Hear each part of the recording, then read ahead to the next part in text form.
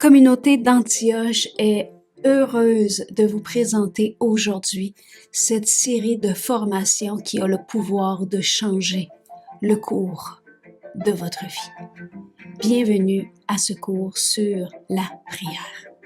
Abonnez-vous à notre page, partagez nos ressources. Si vous désirez vous inscrire à notre plateforme de formation, regardez dans les commentaires. On vous souhaite une excellente écoute. Merci. Avant de commencer, on va justement prier pour le cours et puis après ça, on va commencer. Père, encore une fois, Seigneur Dieu, je te remercie pour ta parole. Je te rends grâce, Père. Merci pour toutes tes bienfaits, tes bontés à notre égard. Tes bontés ne tarissent pas, Seigneur Dieu. Puis on a tout pour rendre grâce pour toi, Seigneur Dieu. Fait que Papa, aujourd'hui, alors qu'on s'apprête à commencer ce cours, Seigneur Dieu, je te prie de nous faire encore plus comprendre les merveilles de l'action de grâce, Père.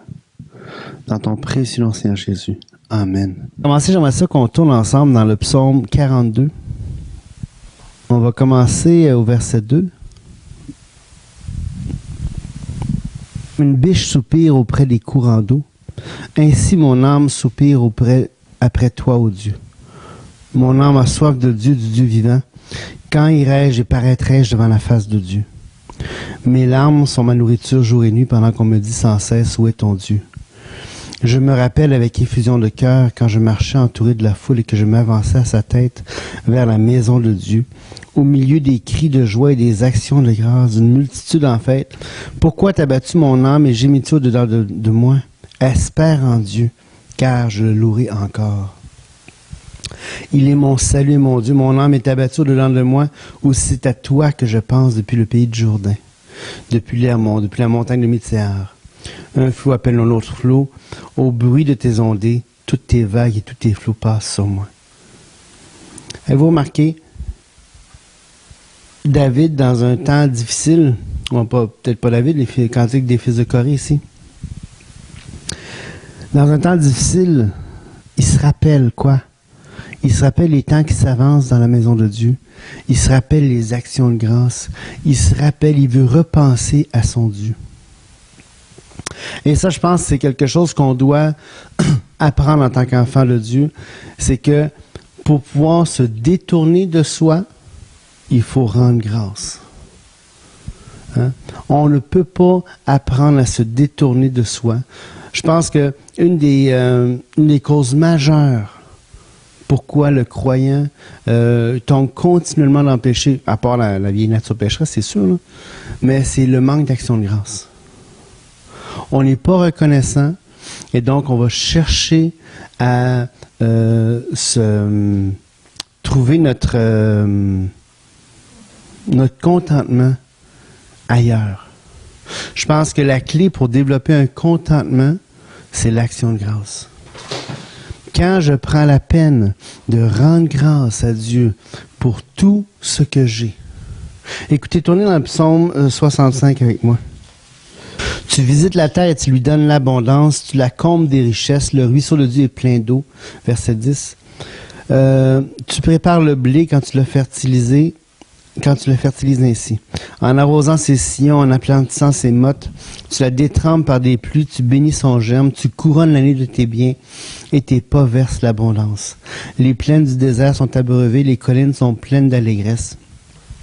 Les pâturages se couvrent de brebis, les vallées se revêtent de froment, les cris de joie et les chants retentissent.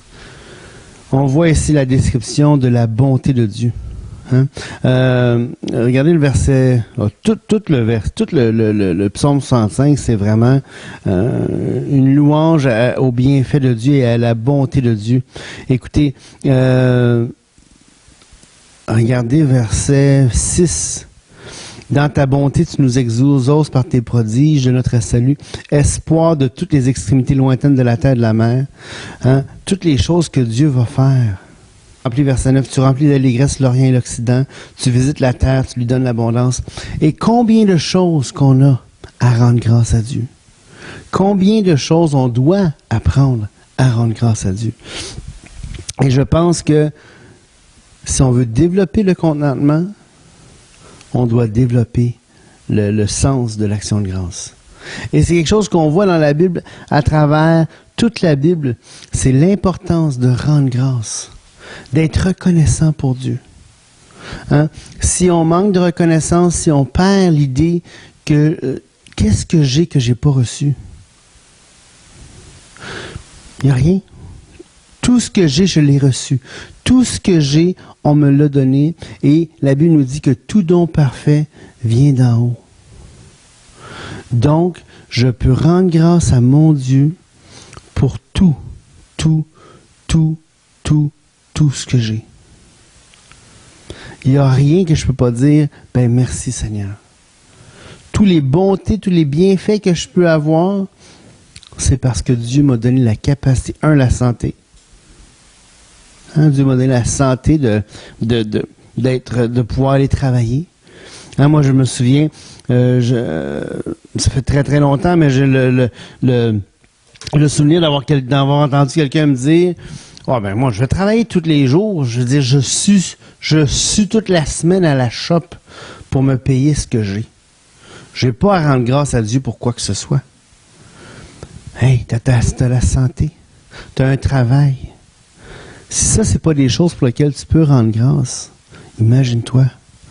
Tu peux travailler. Tu as un travail. Tu as un salaire toutes les semaines. Imagine-toi, ta shop n'est pas fermée, elle n'a pas fait de faillite.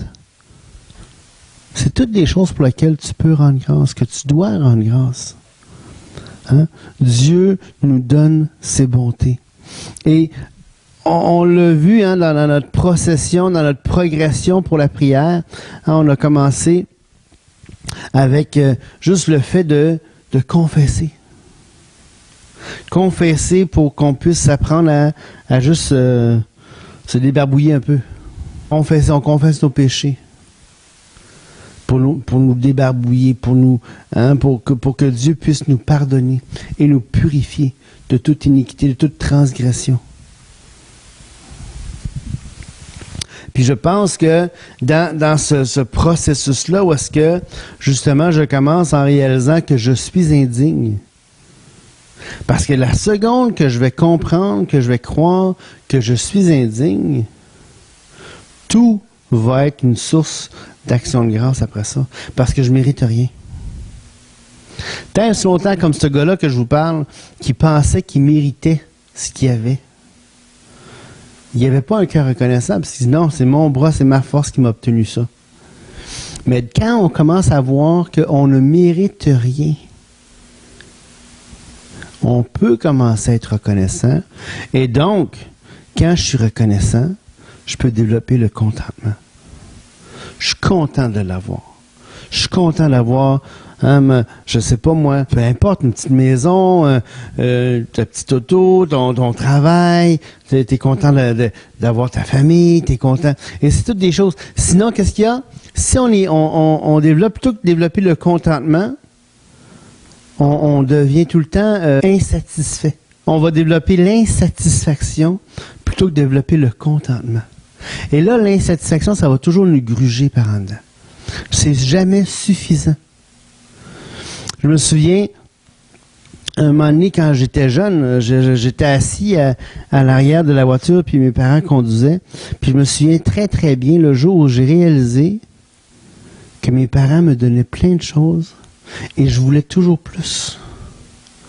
Et je prenais pas le temps d'apprécier ce qu'ils me donnaient. C'est un commentaire que mon père m'avait fait en disant « T'es jamais content? » Et il me l'avait souvent dit, mais pour la première fois, je réalisais qu'il avait raison.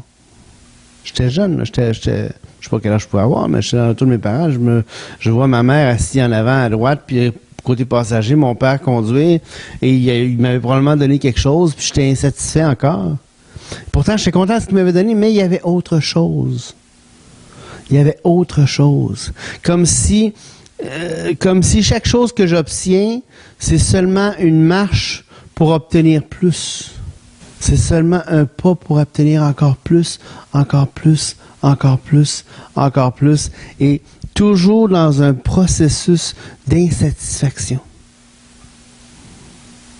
Et quand on a et ce qu'il faut comprendre, c'est que on est dans une situation en fonctionnant pour apprendre le contentement. Qu'est-ce qui se passe? On va carrément à rebrousse-poil par rapport à la société actuelle. On est dans une action contre-culturelle. Pourquoi je dis ça? Parce que tout dans notre société de consommation actuelle, le marché de l'offre et de la demande, dans tout l'aspect de l'outre-marketing, il y a tellement de commercialisation, actuellement, tout se commercialise. Et quelle est la clé de la publicité, la clé de la commercialisation, la clé de la promotion? C'est quoi la clé le fondement de ça? Ben, c'est la satisfaction. Tu dois être insatisfait, tu n'as pas tel produit X, Y, Z. Tu n'as pas à être satisfait, tu n'as pas ça. Tu n'as pas le nouveau, je sais pas moi, la nouvelle voiture avec GPS, fenêtre électrique, tu pèses un bouton, ça se stationne elle-même. Tout se fait tout seul, tu n'as même plus besoin de conduire à la rigueur. C'est la nouvelle voiture, c'est le nouvel ordinateur, le nouveau pad, le nouveau ci, le nouveau ça. Et on est dans un processus continuel d'insatisfaction. Gloire à Dieu si on a ces choses-là. Je suis pas en train de dire que c'est mauvais. Au contraire, c'est pas la chose qui est le problème. C'est l'attitude. L'attitude. Vous savez, quand j'arrive dans une situation, quelle que soit la situation, et vous m'avez souvent entendu dire qu'il y a des situations qui sont tout à fait neutres dans le Seigneur. Allez m'acheter une pinte de lait au dépanneur, c'est neutre en soi. Je parle de l'action d'aller acheter une pinte de lait au dépanneur. Mais dès lors que moi, en tant qu'être humain, je me lève et je pars pour aller chercher une pinte de lait, je rends cette action-là, je donne à cette action-là un caractère moral. Pourquoi? Ben parce que entre ici et là, il y a une foule de situations qui vont mettre en lumière mon caractère. Il y a une foule de situations que je dois devoir faire face et qui vont mettre en lumière mon caractère. Par exemple, je sais pas ici, c'est pas vraiment un problème, là, mais si je suis en ville, puis qu'entre moi et le dépanneur, il fait chaud, c'est la canicule, et puis il y a plusieurs jeunes personnes qui se promènent peu vêtues. Je vais devoir prendre soin de mon regard. Je vais devoir faire attention. Et il y a plein de choses que je vais devoir, et je vais être confronté à la vie, à la vraie vie. Et donc, je vais rendre cette action qui est neutre, qui est banale, je vais la rendre une situation où est-ce que moi, je dois agir. Ça va mettre à l'épreuve mon caractère. Juste aller chercher une pinte de lait. Conduire mal. Je m'en vais chercher une pinte de lait, les enfants, ça file pas, peu importe, je décide de brûler le stop parce qu'il y a pas, je sais qu'il n'y a pas de char, je le vois, il n'y a pas de char, là, la route est claire d'un côté, claire de l'autre, je suis arrivé à un T, je suis obligé de faire un stop. Pourquoi je le ferais? Il n'y a pas de char qui s'en vienne. Alors on est confronté à la situation. Et donc chaque action que je pose, parce que je suis un être humain, un être qui est moral, il va y avoir une connotation morale à chaque action. Et donc, cette connotation morale-là va influencer le cours de mon existence. Et donc, c'est jamais l'action ou c'est jamais la chose en soi. À part quand, évidemment, c'est jamais l'action. On s'entend, là. Si Dieu nous dit, nous défend, par exemple, la promiscuité ou l'adultère ou le vol, il n'y a aucune manière que ces choses-là puissent être rendues bonnes ou pures ou justes. OK? Mais ce que je parle, c'est que je parle des actions neutres ou même des bonnes actions. Si je passe, puis je suis à Montréal, puis que je vois si je vois un sans-foyer qui demande des sous, puis que mon intention est simple, c'est-à-dire, je veux donner des sous à cette personne-là parce que je suis touché par sa misère et je veux la bénir. Bon, je mets dans ma poche une poignée de change, j'y donne. Mais si je suis accompagné puis je veux que l'autre voit que je suis bon, je viens de massacrer l'intention de l'action. Alors, l'action de grâce, l'action de grâce, le contentement, l'insatisfaction, toutes ces choses-là, ça rentre directement au fond de qui je suis parce qu'on est dans une société de consommation. Une société qui nous dit toujours, les panneaux de publicité, la télévision, les émissions de télévision, les films que tu vas voir, combien ça coûte, je ne sais pas moi, à Pepsi pour positionner ses produits dans le film. Chaque action aujourd'hui dans notre société, ou peut-être pas chaque action, mais une grande partie des choses qu'on entreprend, on est sollicité. Et cette sollicitation nous dit quoi? Nous dit, il te manque quelque chose, tu as besoin d'être insatisfait. Tu as des besoins qui ne sont pas répondus, tu as des besoins qui ne sont pas satisfaits, tu dois être insatisfait. Il te manque quelque chose. Si tu n'as pas un chum, si tu n'as pas une blonde, il te manque quelque chose. Si tu n'as pas un mari, si tu n'as pas une femme, il te manque quelque chose. Si tu n'as pas une maison, si tu n'as pas un char, si tu n'as pas un nouvel ordinateur, si tu n'as pas de l'argent dans ton compte de banque, si tu n'as pas 5 REER, si tu n'as pas, je sais pas moi, si tu n'as pas un chien avec une clôture blanche en face de ta maison, il te manque quelque chose. Et là, on est toujours en train de courir pour avoir l'insatisfaction, tout le temps insatisfait. Et quel est l'antidote à l'insatisfaction? Eh bien, c'est l'action de grâce. Parce que l'insatisfaction, écoutez, tournez avec moi dans Genèse, au cœur même de toute la situation humaine. Chapitre 3. Le serpent était le plus rusé de tous les animaux des champs que l'Éternel Dieu avait fait. Il dit à la femme, « Dieu a-t-il réellement dit, vous ne mangerez pas de tous les arbres du jardin? » Et la femme répondit au serpent, « Nous mangeons du fruit des arbres du jardin, mais quant au fruit de l'arbre qui est au milieu du jardin, Dieu a dit, vous n'en mangerez point et vous n'y toucherez point, de peur que vous ne mouriez. » Alors le serpent dit à la femme, « Vous ne mourrez pas, point. Mais Dieu sait que le jour où vous en mangerez, vos yeux s'ouvriront et vous serez comme Dieu, connaissant le bien et le mal. » La femme vit que l'arbre était bon à manger, agréable à la vue, qu'il était précieux pour ouvrir l'intelligence. Elle prit de son fruit et en mangea. Qu'est-ce qui est la source du premier péché? La première pub publicitaire, exactement. Exactement. La première pub. Satan fait une pub pour le fruit défendu et dit quoi? Il te manque ça. Tu peux pas vivre, Ève. C'était pas ça. Il te manque quelque chose. La première pub. L'insatisfaction. Nourrir continuellement l'insatisfaction. Et cette première pub a causé la chute de la race humaine au complet. On voit-tu comment c'est très important de ne pas se laisser... tournez avec moi dans Jacques 1,13.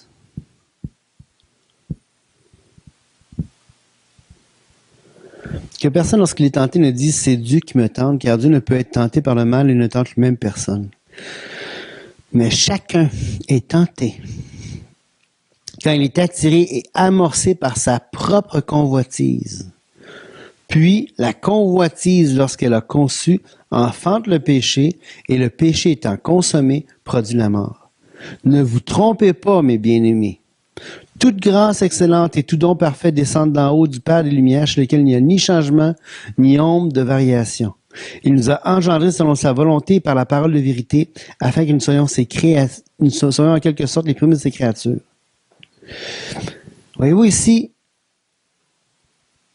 tout don parfait vient d'en haut, mais la convoitise, c'est ça qui est la racine. Et le seul antidote à la convoitise, c'est l'action de grâce. Parce que si je suis entièrement... Le livre des Proverbes dit que même le rayon de miel n'est pas attirant quand j'ai plus faim. Quand tu es rassasié, là, ça ne te tente plus d'aller manger encore. Tu n'es pas attiré par les pubs publicitaires de gâteaux au chocolat ou de ce que tu voudras quand tu viens de bien manger un repas qui t'a bien satisfait, bien repu. Tu n'es pas intéressé. Mais le contentement, l'action de grâce qui produit le contentement, ou le contentement produit par l'action de grâce, c'est l'antidote à la convoitise. Si je suis satisfait, reconnaissant que Dieu a rencontré tous mes besoins, ben je n'irai pas chercher ailleurs. Dieu a rencontré tous mes besoins, que je le croie ou non. J'ai tout ce qu'il faut pour... la Bible dans Corinthiens nous dit qu'il n'y a pas une tentation qui soit survenue qui a été au-delà de nos forces parce que Dieu a donné le moyen de s'en sortir. Ça veut dire que la convoitise, n'oublie pas, chacun est tenté quand il est attiré et amorcé par sa propre convoitise. Donc la tentation est amorcée par la convoitise. S'il n'y a pas de tentation dessus de nos forces, parce qu'on n'a pas à convoiter rien, quoi que ce soit. Et si on n'a pas à convoiter, c'est qu'elle veut dire qu'on a besoin de rien. Dieu, on peut être content de ce que l'on a. Ça ne veut pas dire qu'on ne peut pas avoir plus, certainement qu'on peut avoir plus. Dans la manière légitime de l'avoir. Tu ne passes pas par la convoitise pour avoir plus. Tu peux désirer quelque chose, tu peux le demander à Dieu. Et c'est là la beauté de la prière. Tu peux aller travailler, tu peux aller... je connais une jeune femme qui est un modèle, une jeune fille, adolescente, qui fait des travaux comme ça pour avoir ce qu'elle a besoin. Et c'est merveilleux, c'est bon de travailler et d'acquérir des choses. Ça, il n'y a pas de problème. C'est pas ça qui est le problème. C'est pas s'acheter le nouvel ordinateur qui est le problème. C'est pas s'acheter une nouvelle voiture qui est le problème. C'est pas aller s'acheter du linge qui est le problème, du nouveau linge qui est le problème. Ou des beaux souliers, ou aller se faire une belle coiffure chez la coiffeuse. C'est pas ça qui est le problème. C'est l'attitude et l'intention. Je vous l'ai dit, dans le cours, le principe qui va lier chaque cours ensemble, c'est le principe de l'intention. Quel est le but de l'action que je fais? Quel est le but de l'action que je fais? Et on va voir que, même quand on va parler de la prière, les prières ne sont pas répondues par Dieu souvent à cause de l'intention. L'intention, c'est de satisfaire mes propres convoitises.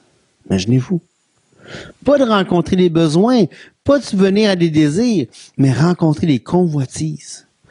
Puis, qu'est-ce que c'est?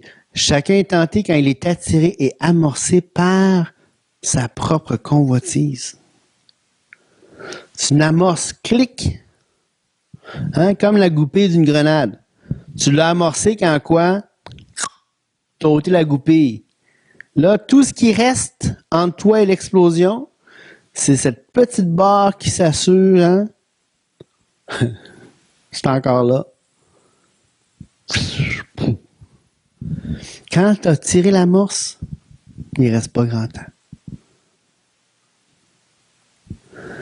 Fait que la convoitise, c'est ça que ça fait. Et l'antidote de la convoitise, c'est l'action de grâce. Pourquoi? Parce que ça produit le contentement.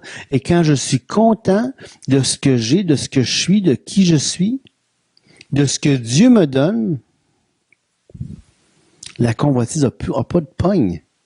Si elle avait été contente de tout ce qu'elle avait, de tous les arbres du jardin qui étaient à sa disposition, les fruits, les légumes, tout, pas juste les arbres, il y avait toutes les plantes rampantes, les baies, il y avait tout. Le maïs dans les champs, il y avait tout ce qu'il y avait besoin pour manger. Il manquait rien à Ève et Adam.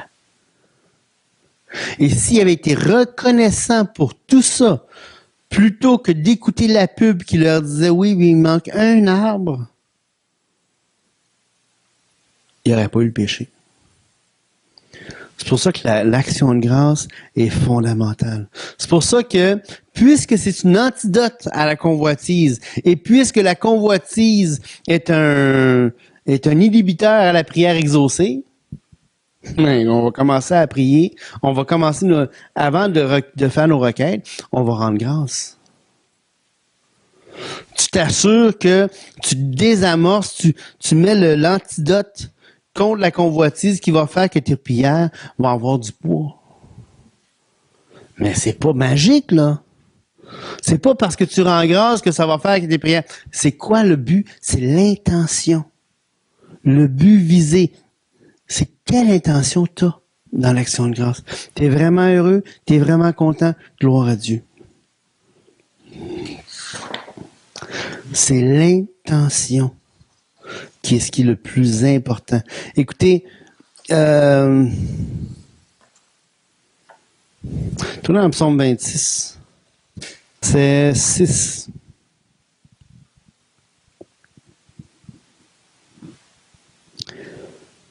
Ça dit, je lave mes mains dans l'innocence et je vais autour de ton autel, ô Éternel, pour éclater en action de grâce et raconter toutes tes merveilles. Éternel, j'aime le séjour de ta maison, le lieu où ta gloire habite. Avez-vous vu le cœur ici de David pour éclater en action de grâce? C'est pas quelque chose qui est difficile. Il est heureux d'éclater en action de grâce. Psaume 147.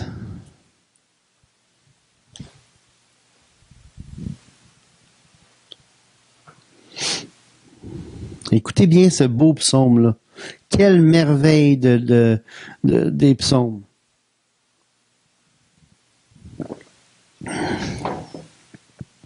Louez l'Éternel, car il est beau de célébrer notre Dieu, car il est doux, il est bienséant de le louer. L'Éternel rebâtit Jérusalem, il rassemble les exilés, il guérit ceux qui ont le cœur brisé, il passe leurs blessures, il compte le nombre des étoiles. Notre Seigneur est grand et puissant par sa force. L'Éternel soutient le malheureux, il abaisse les méchants jusqu'à sa terre. Chantez à l'Éternel avec action de grâce, célébrez notre Dieu avec la harpe. Chantez à l'Éternel avec action de grâce. Hein, on a dit que la louange, et on va en parler un peu plus tard dans le cours, la louange, c'est reconnaître les actions de Dieu. Magnifier les actions de Dieu. Wow, quelles actions extraordinaires. C'est ce que le psaume fait au début. Mais il dit chanter avec action de grâce. On est reconnaissant pour ce que tu fais parce qu'on mérite rien. On mérite rien du tout. Chanter avec action de grâce et célébrer notre Dieu avec la harpe. 1 Corinthiens 1, c'est 4.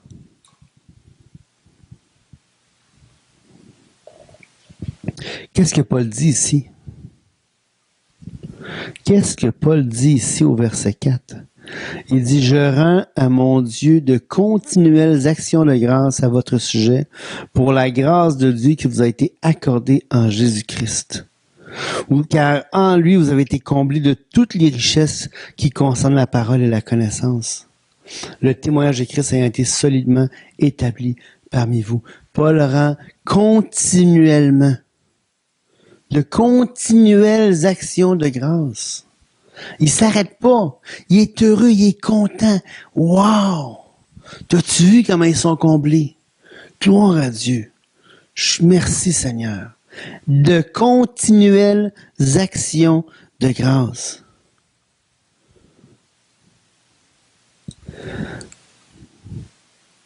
Il y a une dans 2 Corinthiens 4. Comment c'est important les actions de grâce. Hein, Paul, il y arrive plein de choses à Paul dans 2 Corinthiens. Les choses ne sont pas nécessairement agréables. Mais regardez bien ce qu'il va dire au verset 15. Il dit, car tout cela arrive à cause de vous, afin que la grâce en se multipliant fasse abonder à la gloire de Dieu les actions de grâce d'un plus grand nombre. Dieu, il y a des choses qui vont se produire dans nos vies, dans la vie des autres, pour que Dieu puisse susciter de la part des croyants des actions de grâce. L'action de grâce, c'est quelque chose d'excessivement puissant. C'est extraordinaire. Et c'est pas, ça veut pas dire que Dieu ici fait faire des choses qui arrivent c'est comme s'il fait une bêtise, puis là, il répare, il blesse, il répare la plaie, puis là, tout le monde est content. C'est pas ça. La vie est faite de sorte qu'il y a plein de choses atroces qui arrivent. Et Dieu se montre dans la vallée de l'ombre de la mort. Et quand Dieu se montre pour marcher avec nous autres, ça va faire que des actions de grâce vont être stimulées et Dieu, ça plaît à Dieu de voir son peuple le louer et rendre grâce avec intention. Pas juste du bout des lèvres, mais du fond du cœur. Une vraie action de grâce.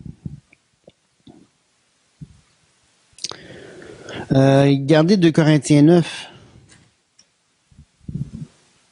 verset 11. Achevez donc maintenant d'agir afin que l'accomplissement selon vos moyens réponde à l'empressement que vous avez mis à vouloir. La bonne volonté, quand elle existe, est agréable en raison de ce qu'elle peut avoir à sa disposition et non de ce qu'elle n'a pas.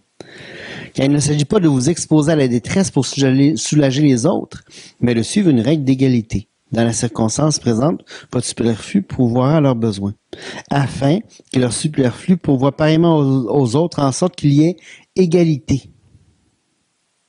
2 Corinthiens 9, 12. Merci. Et Dieu peut vous combler de toutes ses grâces afin que, possédant toujours en toutes choses de quoi satisfaire à vos besoins, vous ayez encore en abondance pour tout bonheur. C'est pour vous mettre dans le contexte du chapitre 9.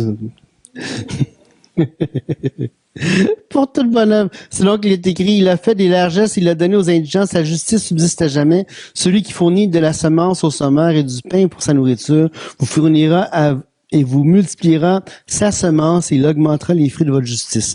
Vous serez de la sorte enrichis à tous égards pour toute espèce de libéralité qui, par notre moyen, feront offrir à Dieu des actions de grâce. Plein de choses vont arriver pour que Dieu, il veut entendre son peuple lui rendre grâce. Dieu veut entendre son peuple lui rendre grâce.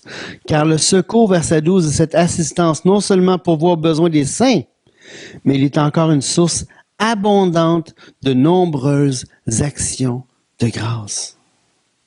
C'était quelque chose de précieux pour Paul, ça.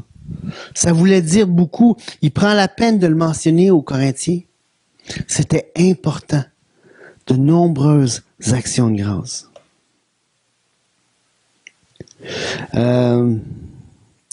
Éphésiens 5:4, qu'on n'entende ni paroles déshonnêtes, ni propos insensés, ni plaisanteries, choses qui sont contraires à la bienséance, qu'on entende plutôt des actions de grâce. Qu'on entende plutôt des actions de grâce. Colossiens 2:7, ça dit abonder en actions de grâce.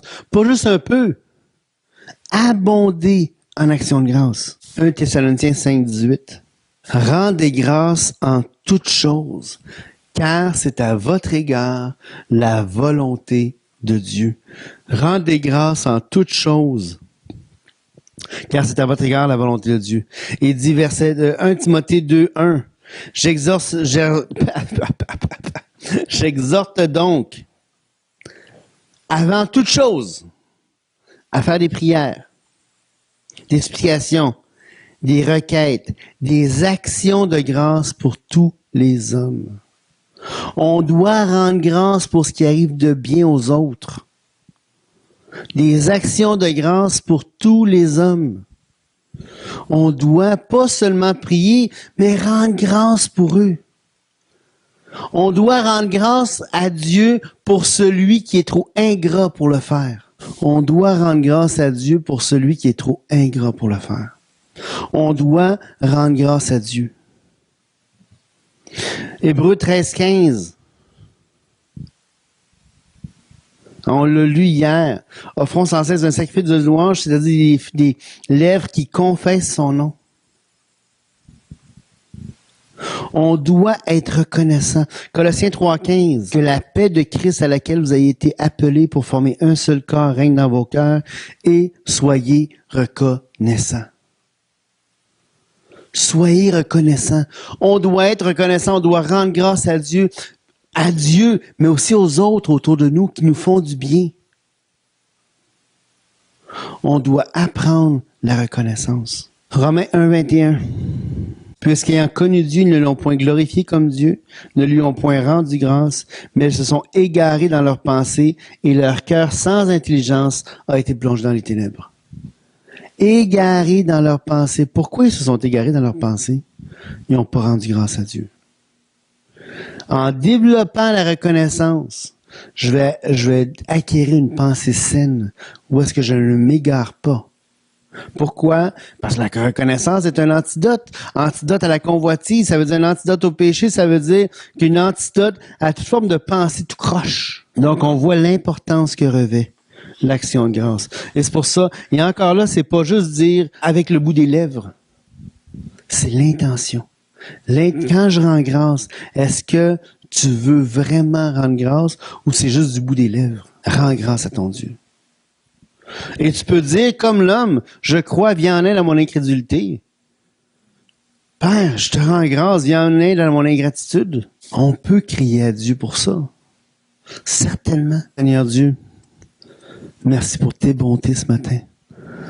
Merci pour l'opportunité qu'on a de te rendre grâce puis de vraiment être reconnaissant pour tous les bienfaits que tu nous donnes. Dans ton précieux nom, Seigneur Jésus. Amen. Abonnez-vous à notre page, partagez nos ressources et soyez grandement bénis dans votre foi en Jésus-Christ.